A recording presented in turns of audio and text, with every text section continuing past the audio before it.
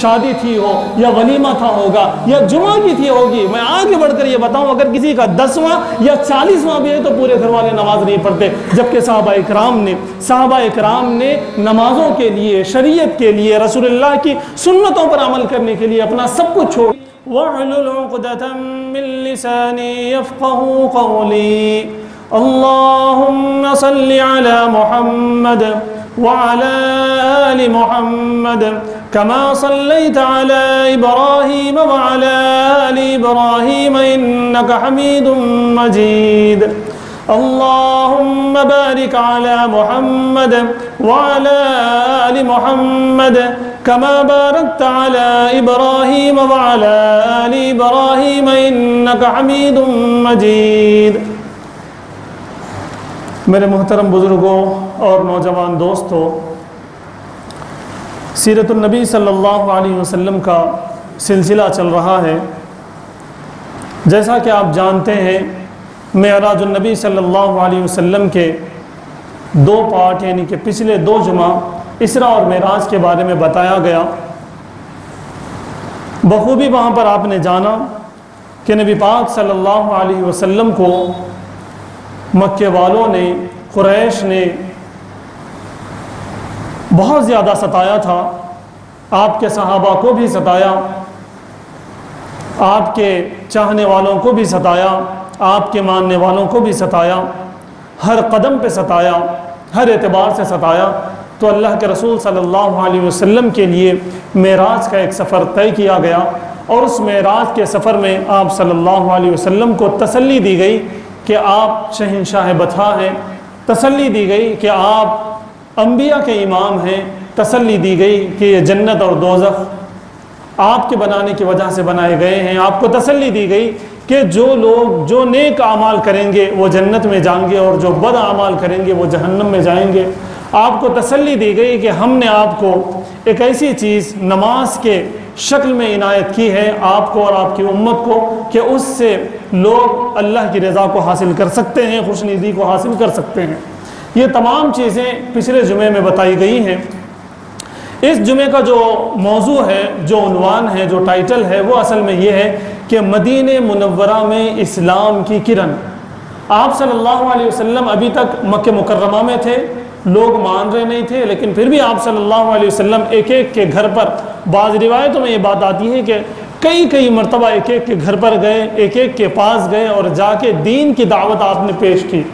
آپ نے بتایا کہ اللہ کو ایک مانو، مجھے نبی جانو، سچے کاموں کی طرف آ جاؤ، غلط کاموں سے رک جاؤ، عورتوں کی عزت کرو، اولاد کے حقوق ادا کرو۔ یہ تمام کے تمام جو شریعت کی اچھی باتیں ہیں وہ باتیں لے کر ایک ایک آدمی کے پاس کئی مرتبہ آپ صلی اللہ علیہ وسلم پہنچے، بازاروں میں بھی پہنچے، دعوتوں میں بھی پہنچے، جہاں لوگ جمع ہوتے، جہاں لوگ اکیلے ہوتے، ہر جگہ پہنچ کر اللہ کے رسول صلی اللہ علیہ وسلم نے دعوت دی۔ لیکن ریٹرن میں ان لوگوں نے آپ صلی اللہ علیہ وسلم کو گالیاں دی، آپ صلی اللہ علیہ وسلم کو ستایا، اذیتیں دی، طرح کے آپ صلی اللہ علیہ وسلم پر الزامات لگائے۔ اس کے بعد آپ جانتے ہیں آپ صلی اللہ علیہ وسلم نے طائف کا سفر کیا، وہاں سے بھی نامراد آپ صلی اللہ علیہ وسلم کو لوٹنا پڑا۔ یہ بھی آپ کو جاننا چاہیے کہ ہر سال حج ہوا کرتا تھا، جیسا حضرت ابراہیم علیہ السلام یا پھر پہلے کے نبیوں کے پاس جو شریعت تھی، جو لوگ جس طرح مانتے ہوں گے لیکن حج کو مانتے تھے اور کعبۃ اللہ کا احترام کرتے تھے اس زمانے میں بھی۔ تو ہر مرتبہ حج کا جب موسم آتا تو پوری دنیا سے لوگ کعبۃ اللہ کے پاس پہنچتے، مکہ مکرمہ پہنچتے اور اپنے طریقے سے بہرحال حج ادا کرتے۔ تو آپ صلی اللہ علیہ وسلم کے لیے وہ ایک گولڈن چانس ہوا کرتا تھا اور آپ اس کو مس نہیں فرماتے۔ جب بھی حج کے لیے لوگ آتے تو آپ صلی اللہ علیہ وسلم ان کے پاس پہنچ کر جہاں جو قافلہ ملا، جو لوگ ملے، جس خاندان کے ملے، جس طرف کے ملے، آپ صلی اللہ علیہ وسلم جاتے اور ان کو دین کی دعوت پیش کرتے۔ تو یہ سن 11 ہجری میں آپ صلی اللہ علیہ وسلم نے معراج کے سفر کے بعد، آپ کو یہ بھی میں بتاتا چلوں کہ معراج کے سفر کے بعد بہت سارے لوگ جانتے ہوئے بھی اور بہت سارے لوگ انجانے میں بھی آپ صلی اللہ علیہ وسلم کو اور صحابہ کو بہت زیادہ تکلیفیں دینے لگے۔ اس لیے کہ معراج کا سفر بھی ہو گیا اور اس کو آپ صلی اللہ علیہ وسلم نے ثابت بھی کیا کہ میں سچا ہوں۔ آپ صلی اللہ علیہ وسلم سے وہ لوگ جو جو نشانیاں پوچھتے سب آپ صلی اللہ علیہ وسلم بتاتے، تو بہت سارے لوگوں کو جلن ہونے لگی کہ یہ واقعی سچے نبی ہے، اور بہت سارے لوگ جو ہے ایک پروپیگنڈا چلا تھا، ایک بات چلی تھی کہ یہ نبی نہیں ہے، تو ان کو مان کے بہرحال آپ صلی اللہ علیہ وسلم کو اور زیادہ لوگ ستانے لگے۔ اللہ کا یہ فیصلہ تھا، آپ صلی اللہ علیہ وسلم نے جب لوگوں کو حج کے موقع پر لوگوں کو جب دعوت دینی شروع کی تو اوس و خزرج کے لوگ بھی آئے، مدینہ منورہ سے بھی لوگ آئے تھے۔ آپ صلی اللہ علیہ وسلم نے ان کو بھی بات بتائی، بات سمجھائی۔ 6 لوگوں کے بارے میں بات یہ آتی ہے کہ ان 6 لوگوں کو جو انصار کہلائے بعد میں، مدینہ کے 6 لوگ ایسے تھے جن کو آپ صلی اللہ علیہ وسلم کی بات سمجھ میں آئی۔ اللہ نے یہ فیصلہ کیا کہ ان کے دل نرم ہو اور وہ آپ صلی اللہ علیہ وسلم کی بات مانیں۔ اس کے پیچھے بھی ایک بیک گراؤنڈ ہے۔ اصل میں وہ جو اوس و خزرج کے جو لوگ تھے، مدینہ منورہ سے جو آئے ہوئے لوگ تھے حج کے لیے، ان لوگوں کو مدینہ میں یہودی بہت زیادہ ستاتے تھے۔ اوس اور خزرج یہ 2 قبیلے تھے، یہ 2 بھائی تھے، 2 بھائی کے 2 قبیلے تھے، لیکن ان دونوں کو یہودی اپنی سازش سے ان دونوں کے درمیان پھوٹ ڈالتے اور دونوں کو لڑواتے اور خود مزے لیتے۔ ان کا اقتدار تھا، یہودی مدینہ میں اقتدار پر تھے، پاور ان کے پاس تھا، بادشاہت گویا کہ ان کی تھی، تو ان لوگوں میں وہ پھوٹ ڈالتے اور ان کو دونوں کو جو ہے لڑواتے اور مزے لیتے۔ لیکن یہ ہوتے ہوا تھے، یہودیوں نے بار بار یہ کہا تھا ان لوگوں کو، اوس و خزرج کے لوگوں کو، مدینہ کے لوگوں کو یہ کہا تھا۔ میں آپ کو یہ بھی بتا دوں، اصل میں یہ لوگ یمن کے تھے، وہاں سے یہاں مدینہ آ گئے تھے رہنے کے لیے، یہاں پر ہی ان کا خاندان آگے بڑھا۔ یہودی ان کو بار بار یہ بولتے تھے کہ عنقریب ہمارے ایک نبی آنے والے ہیں اور وہ پوری دنیا پہ راج کریں گے، جب وہ آئیں گے تو ہم ان کے ساتھ مل کے تم کو اور زیادہ ستائیں گے، تمہیں ہم اپنا غلام بنائیں گے، یہ بار بار وہ کہتے تھے۔ تو یہ جو 6 لوگ تھے مدینے سے آئے ہوئے، ان کے ذہن میں یہ بات تھی کہ ایک نبی آئیں گے اور اس نبی کا بول بالا ہوگا، پوری دنیا میں چرچا ہوگا اور اللہ کا خاص نبی ہوگا، آخری نبی ہوگا، یہ ان کے ذہن میں تھا۔ جب آپ صلی اللہ علیہ وسلم نے ان کو یہ بتایا کہ میں اللہ کا آخری نبی ہوں، تمہیں چاہیے کہ مجھ پر ایمان لاؤ، اللہ پر ایمان لاؤ، اللہ کو ایک جانو، مجھے رسول جانو، اور تمام چیزیں جو اللہ کے رسول صلی اللہ علیہ وسلم نے بتائی تو ان کے جو ہے ذہن میں بتی جلی، اور ان لوگوں نے آپس میں مشورہ کیا کہ کیوں نہ ہم یہودیوں سے پہلے اس نبی کے ہم پیروکار ہو جائیں اور ان کے ماننے والے ہم ہو جائیں اور ان کے ساتھ مل کے ہم یہودیوں کو مزہ چکھائیں۔ یہ ان لوگوں نے آپس میں مشورہ کیا اور ان لوگوں نے اللہ کے رسول صلی اللہ علیہ وسلم کے سامنے اپنا یہ ارادہ ظاہر کیا کہ ہم آپ پر ایمان لانا چاہتے ہیں۔ آپ صلی اللہ علیہ وسلم نے بخوشی اور بہت بہترین طریقے سے ان کو پورے اسلام کے احکامات بتائے، ان کو کلمہ پڑھایا، ان کو مسلمان بنا کر مدینے بھیج دیے۔ جب ان کو بھیجنے لگے تو ان لوگوں نے کہا کہ یا رسول اللہ اب ہمیں قرآن کون سکھائے، شریعت کون سکھائے، اس کے لیے ہمیں کوئی معلم چاہیے۔ تو اللہ کے رسول صلی اللہ علیہ وسلم نے حضرت مصعب ابن عمیر رضی اللہ تعالیٰ عنہ کو ان کے ساتھ بھیج دیے۔ آپ صلی اللہ علیہ وسلم کے وہ صحابی رسول جو اسلام قبول کر چکے تھے اور جو قرہ میں سے تھے، یعنی کہ دین کو، شریعت کو، قرآن کو اچھی طریقے سے سمجھنے والے بھی تھے اور سمجھانے والے بھی تھے، آپ صلی اللہ علیہ وسلم نے ان کے ساتھ ان کو بھیج دیا۔ جب یہ یہاں سے گئے، جانے کے بعد انہوں نے مدینے میں ڈور ٹو ڈور کام کیا، مین ٹو مین کام کیا۔ انہوں نے ایک ایک آدمی کے پاس جا کر دین کو سمجھایا، رسول صلی اللہ علیہ وسلم کی عظمت کو سمجھایا، دین کے احکامات کو سمجھایا، قرآن پڑھایا، شریعت بتائی، احادیث بتائے، بڑوں کا احترام بتایا، چھوٹوں پر شفقتیں بتائی، ذمہ داری کا احساس دلایا، دنیا میں ہم کیوں آئے ہیں وہ تمام چیزیں بتائی۔ تو یہ بات سیرت کی کتابوں میں ہے کہ حضرت مصعب ابن عمیر رضی اللہ تعالیٰ عنہ ان 6 صحابہ کے ساتھ اتنی محنت کیے کہ اوس و خزرج کے کسی بھی گھر میں ایسا نہیں تھا کہ 2-3 لوگ مسلمان نہ ہوئے ہوں، اتنی انہوں نے محنت کی۔ یہودی تو بہرحال وہ دشمن تھے، ان کے بھی دشمن تھے، مسلمانوں کے بھی دشمن تھے، صحیح چیز کے دشمن تھے، وہ تو ماننے سے رہے، لیکن اور بھی جو کفار تھے انہوں نے بھی مانا، اوس و خزرج کے جو لوگ تھے انہوں نے بھی مانا، یہاں تک کہ جب آگے 1 سال کے اندر یہ تعداد جو ہے 12 کی ہو گئی، 12 لوگ یہاں سے چلے، پھر مکے کو چلے۔ اگلے سال تک 12 لوگ تیار ہو گئے اور 12 لوگ آپ صلی اللہ علیہ وسلم کی خدمت میں گئے حج کے موقع پر۔ اس کو بیعت عقبہ کہا گیا ہے، بیعت عقبہ اولا۔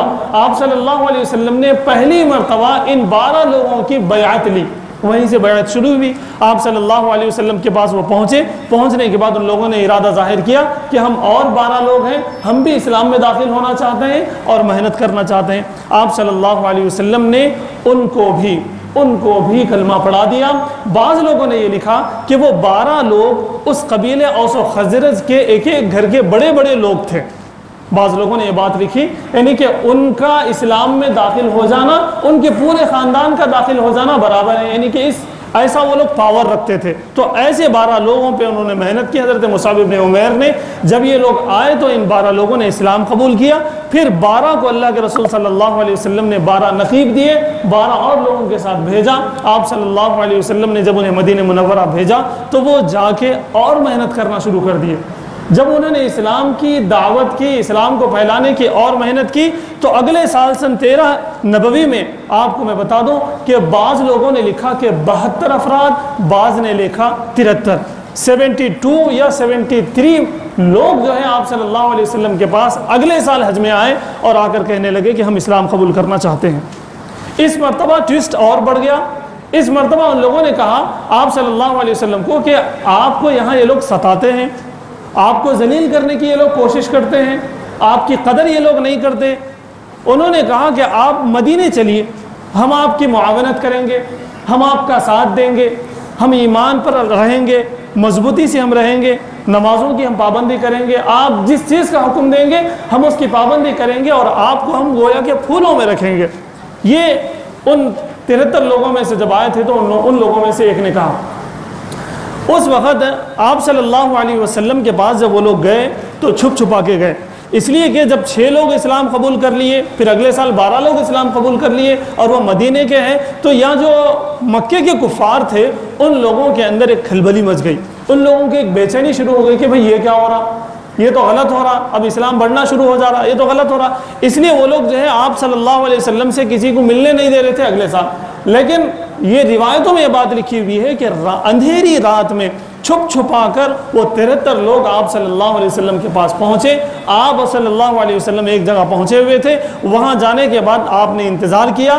اندھیری رات میں تمام لوگ آپ صلی اللہ علیہ وسلم کے پاس آئے. آنے کے بعد یہ میٹنگ ہونے لگی. آپ صلی اللہ علیہ وسلم کے ساتھ حضرت عباس رضی اللہ تعالیٰ عنہ بھی تھے جو کہ ابھی ایمان نہیں لائے تھے. جب مدینے والوں نے یہ کہا کہ آپ ہمارے ساتھ چلیں اور وہیں پر رہیں اور دین پہ ہم کام کریں گے, آپ کی بات ہم مانیں گے, ہم شریعت پر چلیں گے اور آپ کو کسی قسم کا کوئی جو ہے ڈر نہیں ہوگا, ستانے وکانے کا کوئی ڈر نہیں ہوگا, ہم آپ کو اچھے سے دیکھ لیں گے. اس وقت حضرت عباس رضی اللہ تعالیٰ عنہ کھڑے ہوئے, حالانکہ وہ اسلام قبول نہیں کیے تھے. انہوں نے بتایا کہ آپ لوگ کیا سمجھ رہے ہیں, معمولی بات نہیں ہے. ہمارے بھتیجے کے ہر لمحے, ہر منٹ, ہر سیکنڈ خطرہ ہے کہ کہیں ان کی جان نہ چلی جائے. بہت زیادہ خطرناک معاملہ ہے. اگر آپ لوگ ان کو یہاں سے لے جاؤ گے تو ان کو بہت اچھے سے رکھنا پڑے گا, ان کی ذمہ داری لینی ہوگی, ان پہ کسی طرح کی آنچ نہ آئے, ان کو کسی طرح کی تکلیف نہ ہو, ان کے جان کا بھی خطرہ ہوگا, اس لیے تمہیں سوچ سمجھ کر تم لوگ یہ فیصلہ کرو. تو ایک اور صحابی اٹھے اور اٹھ کے بولے کہ ایسی بات نہیں ہے, ہم آپ صلی اللہ علیہ وسلم کے لیے اپنی جانیں قربان کر دیں گے, اپنے گھر بار قربان کر دیں گے, اپنی بیوی بچوں کو قربان کر دیں گے, اپنا مال قربان کر دیں گے, آپ صلی اللہ علیہ وسلم کو کچھ ہونے نہیں دیں گے. یہ انہوں نے ارادہ ظاہر کیا. انہی میں سے ایک اور صحابی اٹھے اور اٹھ کے بولے کہ کیا آپ لوگ مذاق سمجھ رہے ہیں؟ جب آپ محمد صلی اللہ علیہ وسلم کو یہاں سے لے کر مدینے چلیں گے تو پوری دنیا آپ کی دشمن ہو جائے گی, پوری دنیا آپ کی دشمن ہو جائے گی. جتنے عرب ہیں, عجم ہیں, سب لوگ آپ کے دشمن ہو جائیں گے, اس لیے کہ ان کے پیچھے سب لوگ پڑے ہوئے ہیں, اس لیے کہ یہ کہتے ہیں کہ بتوں کی پوجا نہ کرو, اس لیے کہ یہ کہتے ہیں کہ حقوق ادا کرو, یہ کہتے ہیں کہ والدین کا حق ادا کرنا چاہیے, بچوں کے حقوق ادا کرنے چاہیے, ہمیشہ سچ بولنا چاہیے, کسی کو دھوکہ نہیں دینا چاہیے, جبکہ پوری دنیا اسی چیز میں ملوث ہے. ان صحابی نے کہا کہ اگر ہم مدینے لے جائیں گے تو یہ بہت بڑا چیلنج ہوگا, اس لیے سوچ لو. ایک صحابی نے اٹھ کر کہا کہ ہم تو تلواروں کے سائے میں رہنے والے ہیں, ہم تو تلواروں کی گودیوں میں ہم نے پرورش پائی ہے, ہم کسی سے ڈرنے والے نہیں ہیں. ہمارا یہ پختہ ارادہ ہے, ہمارا یہ پختہ ارادہ ہے کہ نبی پاک صلی اللہ علیہ وسلم اگر مدینے آئیں گے تو ہم ان کی ایک ایک لمحہ حفاظت کریں گے, ہم اپنی جان تک ان پر قربان کر دیں گے, ہم اپنا مال بھی ان پر قربان کر دیں گے, سب کچھ قربان کریں گے, آپ صلی اللہ علیہ وسلم کو تھوڑی بھی تکلیف ہونے ہم نہیں دیں گے. یہ کہا. یہ کہنے کے بعد آپ صلی اللہ علیہ وسلم نے اشارے میں ہی کہا یا پھر صراحتاً کہا کہ جب تک اللہ رب العزت کا حکم نہیں ہوگا تب تک ہم مدینے نہیں آ پائیں گے۔ یہ بات حقیقت تھی، جب تک اللہ کا حکم نہیں ہوتا، وحی نازل نہیں ہوتی، آپ صلی اللہ علیہ وسلم نہیں جاتے، لیکن آپ نے ارادہ فرما لیا تھا کہ میں مدینے جاؤں گا، صحابہ کے ساتھ جاؤں گا۔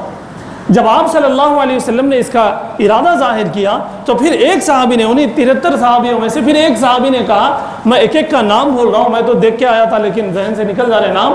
ایک صحابی نے یہ کہا کہ اے اللہ کے رسول صلی اللہ علیہ وسلم، اب ہماری دشمنی یہودیوں سے ہے، جب آپ ہمارے ساتھ چلیں گے تو ان کی ہمارے ساتھ دشمنی اور بڑھ جائے گی، اور بھی کفار کی ہم سے دشمنی بڑھ جائے گی، مدینے کے اطراف والے جو ہیں ان سے بھی ہماری دشمنی بڑھ جائے گی، مکے والوں سے بھی ہمارا جو ہے کانٹے کا آنکڑا ہو جائے گا، بہت زیادہ لوگوں سے ہماری دشمنی ہو جائے گی، اور اللہ کی ذات سے امید ہے کہ آپ سچے ہیں، آپ حق پر ہیں، آپ کے ساتھ اللہ کی مدد ہے، اس لیے ہم کامیاب ہوں گے، ان سے فائٹ ہم کر سکیں گے۔ لیکن انہوں نے یہ بات ظاہر کی کہ اگر آپ کا غلبہ ہونے کے بعد بہت سارے لوگ مسلمان ہو گئے، سب کچھ ہو گیا، تو کہیں ایسا تو نہیں کہ آپ مدینہ چھوڑ کے مکے آ جائیں گے؟ اس کا انہوں نے ڈر ظاہر کیا، کہیں ایسا تو نہ ہوگا کہ آپ مدینہ چھوڑ کر مکہ آ جائیں گے، اس کے بعد ہم وہاں تنہا رہ جائیں گے، یہود ہمیں رہنے نہیں دیں گے، ہمیں ختم کر دیں گے۔ اللہ کے رسول صلی اللہ علیہ وسلم نے، روایتوں یہ بات ہے، آپ صلی اللہ علیہ وسلم نے اسمائل دیا، آپ نے مسکرایا، مسکرا کر آپ صلی اللہ علیہ وسلم نے وعدہ کیا کہ میں واپس مکے نہیں آؤں گا، میں تم لوگوں کے ساتھ ہی رہوں گا جب تک میں زندہ رہوں گا۔ یہ اللہ کے رسول صلی اللہ علیہ وسلم نے بات دی۔ اس کے بعد صحابہ اکرام بہت خوشی خوشی وہاں سے لوٹے، آپ صلی اللہ علیہ وسلم کا یہ وعدہ سنا کہ ہم ہمیشہ وہی رہیں گے۔ دنیا نے دیکھا آپ صلی اللہ علیہ وسلم نے فتح مکہ کے بعد بھی پھر مدینہ منورہ چلے گئے، پوری دنیا فتح ہو گئی، لیکن اس کے باوجود آپ صلی اللہ علیہ وسلم نے اپنی بات پر رہتے ہوئے اپنا ٹھکانہ وہیں بنایا، یعنی کہ مدینہ منورہ میں۔ بہرحال یہ پورا واقعہ پیش آیا۔ یہ واقعہ پیش آنے کے بعد اب مکہ مکرمہ میں لوگوں کو معلوم ہو گیا کہ مدینے میں اسلام تیزی سے پھیل رہا ہے۔ آپ صلی اللہ علیہ وسلم نے مکے کے مسلمانوں کو یہ حکم دے دیا کہ وہ مدینے ہجرت کرنا شروع کر دیں، تو یہاں سے لوگ ہجرت کرنا شروع ہو گئے۔ ابھی دیکھیے، جب لوگ ہجرت کرنا شروع کریں، ہجرت کا مطلب ہے دین کے لیے اپنا شہر، اپنا وطن، اپنا گھر بار چھوڑ کر کہیں اور چلے جانے کو ہجرت بولتے۔ تو آپ صلی اللہ علیہ وسلم نے جب حکم دیا تو صحابہ اکرام جانے لگے۔ تو مکے کے اندر یہ بات عام ہو گئی کہ بھائی جو مسلمان ہیں وہ یہاں کے پراپرٹیز بیچ کے، کاروبار پورا بیچ کے مدینہ چلے جا رہے۔ وہ لوگ اپنے طور پہ اکٹھا ہو گئے کہ بھائی ان کی کوئی پراپرٹی ہم خریدیں گے نہیں، ان کو کنگال کر دیں گے۔ اور ہوا بھی ایسا، اگر مسلمان کچھ بیچنا چاہ رہے تو کوئی خرید رہا نہیں، اب وہاں پر رکھ کے وہ جا نہیں سکتے، قبضہ اس پہ نہیں ہے۔ تو کئی صحابہ نے اپنے پراپرٹیز چھوڑ دیے اسلام کے لیے اور مدینے چلے گئے۔ کیوں؟ اس لیے کہ یہاں پر نہ نمازاں پڑھنے دے رہے، نہ زکوٰۃ دینے دے رہے، نہ کچھ روزے رکھنے دے رہے، ستا کے جو ہے دم دم کر دے رہے۔ آپ صلی اللہ علیہ وسلم نے حکم بھی دے دیا کہ مکے سے کیا کریں، مدینے ہجرت کریں، حکم بھی آ گیا۔ تو اس لیے صحابہ اکرام نے، کئی صحابہ نے اپنے کاروبار چھوڑے، کئی صحابہ نے اپنے فیکٹریز چھوڑے، یعنی کہ اپنی کمپنیز، اس زمانے کے کمپنیز باغات تھے، اپنے ہرے بھرے باغات صحابہ نے چھوڑ دیے۔ کئی صحابہ کے بارے میں یہ بات آتی ہے کہ انہوں نے اپنا بنا بنایا گھر چھوڑ دیا، کئی صحابہ نے اپنی بیویوں کو طلاق دے کر چلے گئے، کئی صحابہ اپنے بچوں کو چھوڑ کر چلے گئے، اپنے دوستوں کو چھوڑ کر چلے گئے، یعنی کہ اسلام کے لیے، دین پر عمل کرنے کے لیے انہوں نے اپنا سب کچھ چھوڑ دیا، اپنا سب کچھ میرے دوستو۔ آدمی کے لیے عزیز کیا ہوتا؟ اس کی جمع کی ہوئی پراپرٹی، اس کی چل رہی سو کمپنی، اس کے بال بچے، اس کی بیوی، اس کے والدین، یہ بہت زیادہ عزیز ہوتے، اپنے آپ کو بہت زیادہ پسندیدہ لوگ ہوتے۔ لیکن صحابہ اکرام نے دین کی خاطر، اسلام کی خاطر، نبی کی خاطر، اللہ کے خاطر، اس قرآن کریم کی خاطر ان تمام چیزوں کو چھوڑ دیا اور وہ ہجرت کرنے لگے۔ صحابہ اکرام کو پکڑا بھی جاتا تھا، گھسیٹ کر لایا بھی جاتا تھا، قید و بند بھی کیا جاتا تھا۔ اس کے باوجود صحابہ اکرام اپنی تمام چیزیں چھوڑ کر مدینے ہجرت کرنا شروع کر دیے، اور مدینے جاتے اور وہاں آرام سے نمازیں پڑھتے، زکوٰۃ دیتے، حج ادا کرتے، حج کے لیے آیا کرتے، اور جتنی چیزیں کرنا ہوتا وہاں پر کر لیتے، لیکن مکے میں رہنا آپ پسند نہیں کرتے صحابہ اکرام۔ تو یہ پورا واقعہ ہے آپ صلی اللہ علیہ وسلم کا اور صحابہ اکرام کا کہ مدینے میں دین کیسا ابتدا ہوا اور کیسا شروع ہوا اور کیسا پہنچا۔ یہاں پر میرے دوستو ہمیں ایک سبق لینے کی ضرورت ہے۔ جس طرح صحابہ اکرام کو مکہ مکرمہ میں نمازیں پڑھنے سے روکا جاتا، جس طرح سچ بولنے سے روکا جاتا، جس طرح آپ صلی اللہ علیہ وسلم کا احترام کرنے سے روکا جاتا، آپ صلی اللہ علیہ وسلم کی سنتوں پر عمل کرتے تو ستایا جاتا، آج ہمارے لیے وہ بات نہیں ہے۔ بہت غنیمت ہے آج بھی۔